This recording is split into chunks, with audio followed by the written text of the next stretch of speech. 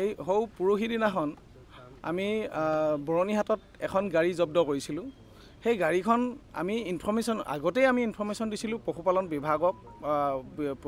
বিভাগৰ মুৰব্বী আমি মন্ত্ৰী কৃষ্ণেন্দু পল ডাঙৰীয়াকো আমি তাৰ ওপৰত জাননীটো আগতেই দিছিলোঁ। তাৰপিছতে বিভাগৰ ফালৰ পৰা তেনেকুৱা ধৰণৰ কুচকাবাজ চলোৱা নেদেখিলোঁ। আমি নিজেই গাহৰি পালকসকলে তাতে গৈ যেতিয়া গাহৰি নমাই আছিলে বাহিৰৰ পৰা ইউপি পৰা এখন গাহৰি আনিছে আৰু সেই গাহৰিখিনি যেতিয়া নমাই থকা সময়ত আমি হাতেলোতে গাড়ীখন ধৰিছোঁ আৰু গাড়ীখন পলাই যাব সময়ত আমি গাড়ীখনৰ আগত থিয় হৈ গাড়ীখনক তাৰপৰা পলোৱাৰ পৰা ৰখাইছোঁ। আমি ৰাতিপুৱা 4টা বজাৰ পৰা তেখেতলোকক মাতি দিনৰ 12টা 12:30 বজাত তেখেতলোকে গৈ তাত পাইছে আৰু 1টা বজাত তেখেতলোকে ব্লাড চেম্পুল লৈছে।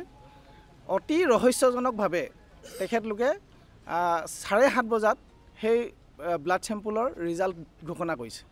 আমি দেখিবলৈ পাইছোঁ অসমৰ গাহৰি পালকসকলৰ যেতিয়া আফ্ৰিকান সোৱাইন ফিভাৰে হওক বা কিবা বেমাৰ হওক তাৰ চেম্পুলৰ যেতিয়া ৰিজাল্ট ওলাব হয় বা যেতিয়া টেষ্টৰ কাৰণে পঠিওৱা হয় লেবৰেটৰীলৈ, তেতিয়া অতি কম বুলি ক'লেও 3 দিন সময় লাগে আৰু কেতিয়াবা 15 দিনলৈকে 20 দিনলৈকে সময় লাগে।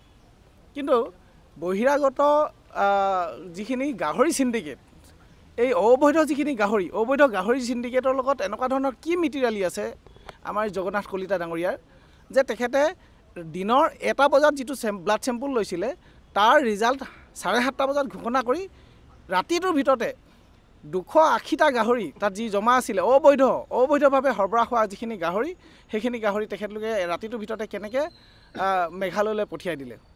এই কথাটোত আমি ৰহস্য আছে বুলি ভাবিছোঁ। নিশ্চয় আমি আমাৰ মাননীয় মুখ্যমন্ত্ৰী ডক্টৰ হিমন্ত বিশ্ব শৰ্মা ডাঙৰীয়াক আমাৰ অসমৰ থলুৱা গাহৰি পালকসকলৰ তৰফৰ পৰা অনুৰোধ জনাইছোঁ যে তেখেতলোকে ইয়াৰ ওপৰত এটা বিহিত ব্যৱস্থা লয়। আমাৰ থলুৱা যি 10 লাখ যি গাহৰি পালক আছে, এই গাহৰি পালকৰ কথা চিন্তা কৰি এনেকুৱা ধৰণৰ যদি বিভাগীয় অফিচাৰ ইয়াত থাকে, তেতিয়াহ'লে কিন্তু থলুৱা গাহৰি পালকসকলে কোনোদিনে ন্যায্য প্ৰাপ্তি নাপাব।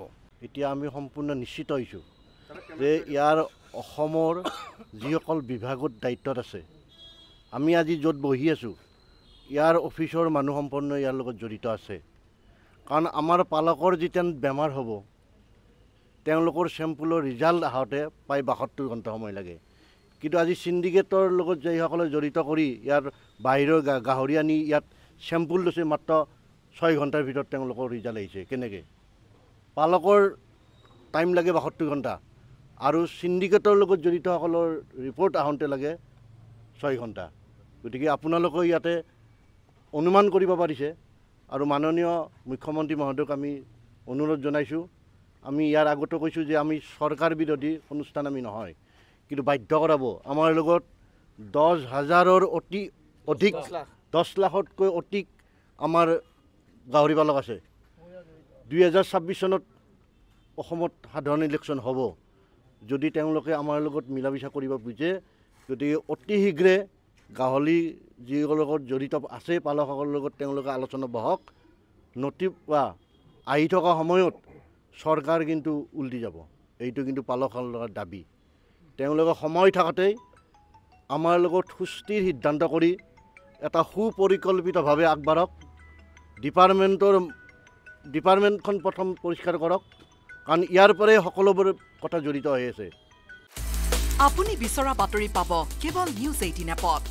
নিউজ 18 এপ ডাউনলোড কৰিবলৈ স্কেন কৰক এই QR কোড। গুগল প্লে ষ্টৰতো পাব এই নিউজ 18 এপ।